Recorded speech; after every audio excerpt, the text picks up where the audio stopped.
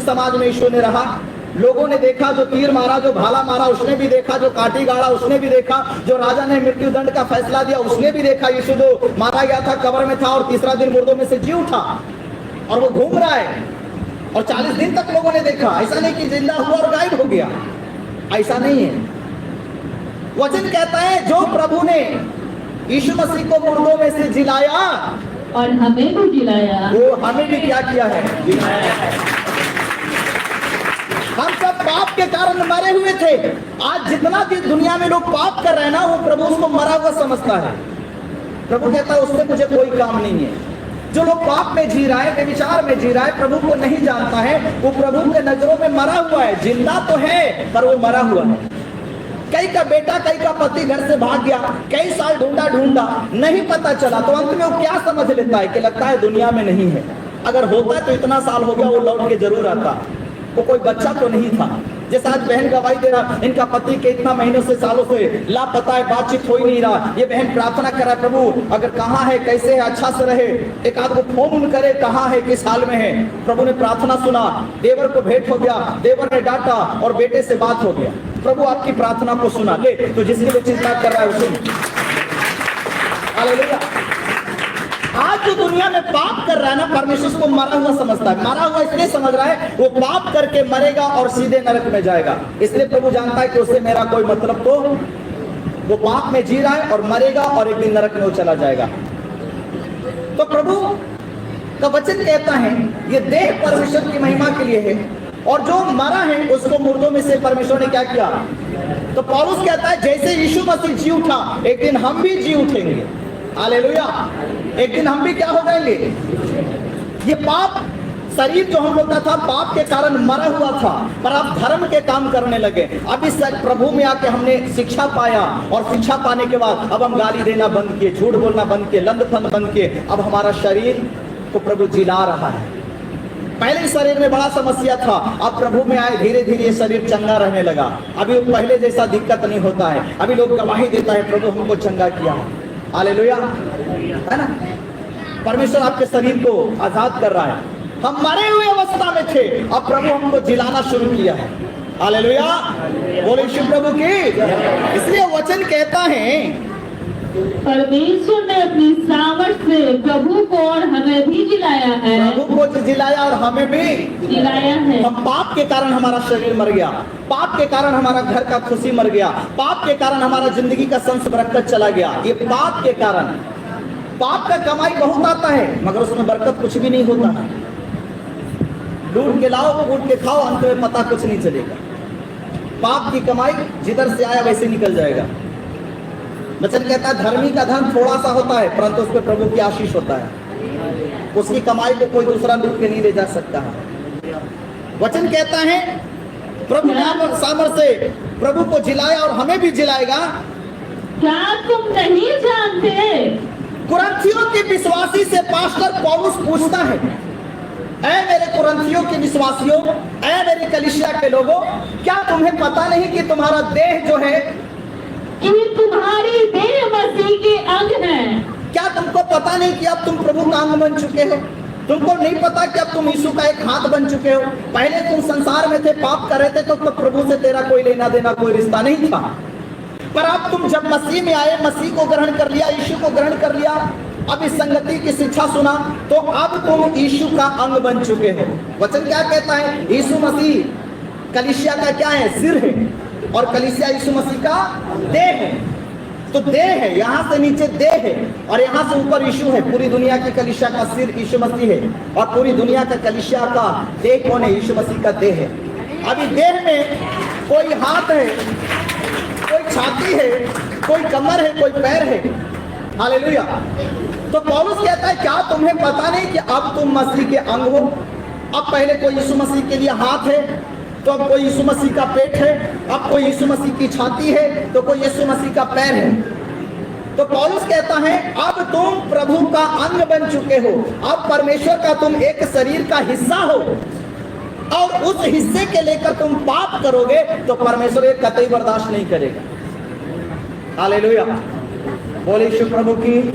यहाँ पे वचन कहता है तो क्या मैं मसीह के अंग लेकर उन्हें वेश्या के अंग बनाऊं। तो तो पौलुस कहता है तुम जो मसीह को ग्रहण कर लिया, यीशु को ग्रहण कर लिया, यीशु को अपना प्रभु मान लिया, अपना देह मंदिर होने के लिए दे दिया, अब ये देह को प्रभु पवित्र कर दिया, शुद्ध कर दिया, तुमको अपना बेटा बना लिया, बेटी बना लिया, और तुम क्या इस शरीर को लेकर फिर वेश्या के पास जाओगे? क्या तुम वेश्यावृत्ति करोगे? क्या तुम बेविचार करोगे? क्या इस शरीर के द्वारा तुम पाप करोगे? अगर यही पाप करना था तो तुम्हें फिर प्रभु क्यों लेके आया? अगर यही पाप करोगे तो पहले संसार में जो कष्ट भुगत रहा था, फिर वही कष्ट तुम्हारे जीवन में होगा और शैतान तेरे जीवन से कभी नहीं जाएगा। जितने भी पाप दुनिया में है उसमें सबसे बड़ा पाप बेविचार है, और प्रभु मूर्ति पूजा और बेविचार से, ये दो चीजों से बहुत नफरत करता है। पाप तो बहुत सारे हैं, चोरी भी पाप है, नशा भी पाप है, पर इस पाप से उतना प्रभु दुखी नहीं होता जितना कि बेविचार से और जितना कि मूर्ति पूजा से परमेश्वर को तकलीफ होता है। हालेलुया। सुनो पौलुस क्या कहता है, तो तुम क्या मसीह के अंग को लेकर शराब पीने जाओगे, बेविचार करने जाओगे, गलत गलत काम करोगे? क्या तुम इसलिए प्रभु को अपना देह दिया, इसलिए प्रभु को कहा कि प्रभु आप मेरे आकर रहिए? तो अगर ऐसा करोगे तो फिर ये शरीर के ऊपर दंड आएगा। वचन क्या कहता है, मसीह के अंग लेकर उन्हें वेश्या का अंग बनाओ, और कदापि नहीं, कदापि नहीं। वचन कहता है ऐसा कभी होना नहीं चाहिए। अब तुम्हारा देह परमेश्वर का मंदिर बन चुका है, अब तुम पवित्र बन चुके हो, और इस शरीर के द्वारा अब तुम पाप नहीं कर सकते। अगर करोगे तो इसका अंजाम फिर बुरा होगा, फिर पहले से ज्यादा परमेश्वर तेरे ऊपर समस्या डालेगा, तुमको सुधारने के लिए फिर परमेश्वर विपत्ति डालेगा, प्रभु तुमको सोटा लगाएगा, प्रभु तुमको समस्या डालेगा, ताकि जो तुम पाप कर रहे हो शरीर के द्वारा वो बंद करो। क्योंकि अब इस देह का मालिक कौन है? प्रभु। क्योंकि आपने उसको अपना प्रभु बनाया, आपने इस देह का मालिक बनाया। अगर आप प्रभु को देह मालिक बना दिया और फिर बेईमानी करो, फिर झूठ बोलो, फिर गलत गलत काम करो इस शरीर के द्वारा, तो परमेश्वर क्या करेगा? इस शरीर के ऊपर दंड डालेगा। क्यों डालेगा? ताकि तुम गलतियां ठीक करो, तुमको समझ में आए कि मैंने ये गलत किया, पाप किया, इसलिए मेरे शरीर में, मेरे जीवन में, मेरे घर में ऐसा समस्या आ गया। क्यों प्रभु ये दंड देता है? ताकि हम सीख जाए और समझ जाए कि आगे तो फिर ऐसा दोबारा गलती। दाऊद ने एक पाप किया, अपनी सेना के पत्नी को अपना पत्नी बना लिया और उसके पति को मार डाला, और वचन कहता है ये बात यहोवा को बुरा लगा। तो दाऊद के ऊपर परमेश्वर ने क्या किया? विपत्ति डाला, और दाऊद इस विपत्ति से सीख गया कि अब मैं आगे अगर कोई गलती करूंगा तो इससे भी भयानक। इस व्यभिचार का दंड उसका जिंदगी भर पीछा किया। दाऊद जब तक जिंदा रहा तब तक ये व्यभिचार उसका पीछा किया है। उसके बाल बच्चों में, उसके बेटियों में, उसके परिवार में ये व्यभिचार फैल गया। मेरे भाई, मेरे बहन, दाऊद एक ही गलती किया और एक ही गलती के कारण उसका पूरा घर, उसका परिवार सब नाश हो गया, उजड़ गया। ये बात अलग है कि प्रभु ने दाऊद को पाप क्षमा कर दिया और प्रभु ने उसको स्वीकार कर लिया, परंतु उस पाप की सजा जिंदगी भर उसका उजाड़ता रहा। कुछ जिंदगी में इंसान के ऐसे पाप होते हैं जो प्रभु माफ तो कर देता है, परंतु उस गलती के कारण, है ना, उसका पीछा करते रहता है शैतान, उसको बार बार मौका ढूंढते रहता है, बार बार उस व्यक्ति के पीछे शैतान जाएगा। उसको पता है कि एक बार मेरे कहने में आ गया था, इसलिए बार बार उसको फिर से फंसाने की कोशिश करेगा। हालेलुया। आप देखो, एक चीज नोट करो, दुनिया की औरतों में ही ज्यादा शैतान क्यों है, पुरुषों में ज्यादा क्यों नहीं निकलता? दुनिया में अगर 100 स्त्री है, 90 स्त्री के अंदर दुष्ट आत्मा निकलेगा। क्यों? क्योंकि शैतान पहले किसको शिकार बनाया था? हव्वा को। उसको मालूम है कि स्त्री बड़ा जल्दी से मेरे झांसे में आ जाएगा, इसलिए शैतान आज भी बहनों को अपना गुलाम बनाता है। इसलिए आज भी बहनों को शैतान जल्दी से अपना कब्जा में, इसलिए देख लो, दुनिया में देख लो, अधिकतर दुष्ट आत्माएं स्त्रियों के अंदर से निकलेगा, पुरुष के अंदर से कम निकलेगा। हालेलुया। क्योंकि शैतान को पता है कि पहले हव्वा मेरे अंदर में आ गया था, इसका मतलब स्त्री बुरा है, ऐसा नहीं। अगर स्त्री के द्वारा ये पाप हुआ है तो स्त्री से उद्धार भी आया। यीशु मसीह स्त्री से ही पैदा हुआ, इसका मतलब स्त्री बुरा नहीं है। ये तो गलती हो गया, शैतान के झांसे में पड़ गया महिला, और उसके बाद शैतान समझ गया कि ये पहले मेरे हाथ में आ जाएगा।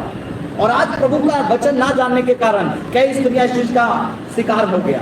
हालेलुया। मगर कई स्त्रियां जब प्रभु को जाना तो उसके जैसा प्रार्थना करने वाला और अटल दूसरा है भी नहीं। हालेलुया। याद रखो, परमेश्वर का वचन कहता है, यहाँ पे देखिए वचन क्या कहता है, क्या तुम नहीं जानते कि जो कोई वेश्या से संगति करता है। पौलुस उस कलीसिया के लोगों से पूछ रहा है, क्या तुमको मालूम नहीं है कि जो कोई प्रभु में आकर ये देह को मंदिर बनाकर अगर फिर उस संगति करेगा, वेश्या के पास जाएगा, वह उसके साथ एक तन हो जाता है। तो उसके साथ एक तन हो गया, मतलब अब वेश्या में और तुम्हें कोई फर्क नहीं रहा। अब वो शैतान जो गंदा पाप उसके अंदर था, अब वो तेरे अंदर ट्रांसफर हो गया। अब वो पाप उसके अंदर, जब उस वेश्या के साथ सोया, संगति किया, तो ऑलरेडी पहले से गंदा है, वो तो ऑलरेडी पहले से पाप में जीवन जी रहा है, मगर अब उसके पाप में तुम भी चले गए। अब उसका आत्मा तुम में आ गया। अब वो स्त्री तो पहले से बेविचार में जी रही थी, अब वो बेविचार का आत्मा तुम में आ गया। अब उसके पाप के भागी तुम बन गए। अब उसका वाला आत्मा तेरे अंदर आ गया और अब दोनों मिलकर बेविचार में जिएगा। ये बेविचार का पाप जल्दी नहीं जाता, याद रखना। बेविचार आप एक बार करोगे, 2 बार करोगे, मगर पाप ये हमेशा पीछा करेगा आपको, हर जगह गिराने की कोशिश करेगा। हर समय आपको सुंदर सुंदर स्त्री, सुंदर लड़कियां आपके सामने लाके शैतान रखेगा, क्योंकि वो पता है उसको कि ये बेविचार करने वाला आदमी है, ये दूसरों के पीछे भागने वाला है, इसलिए शैतान उसके सामने ऑफर ला के रखते रहेगा। जो जिस पाप में जीता है शैतान उसी के सामने हो। अगर नशा करने वाला व्यक्ति है, उसके सामने शैतान लड़की लेके नहीं आएगा, उसके सामने अच्छा अच्छा दारू लेके आएगा जिसमें वो ढल जाए। महुआ पीने वाला है, उसके सामने 5000 वाला बोतल लेके शैतान रखेगा। अरे भाई महुआ तो ढेर दिन पिए, आज एकदम लाल ब्रांडी मिला है, तन ये करो स्वाद ले ही लेते हैं। शैतान को पता है। हालेलुया। अगर आप बेईमानी में जीने वाला आदमी है, तो आपको शैतान लड़का और लड़की और दारू लेके नहीं आएगा, बेईमानी वाला जगह देगा जिसमें तुम बेईमानी करो।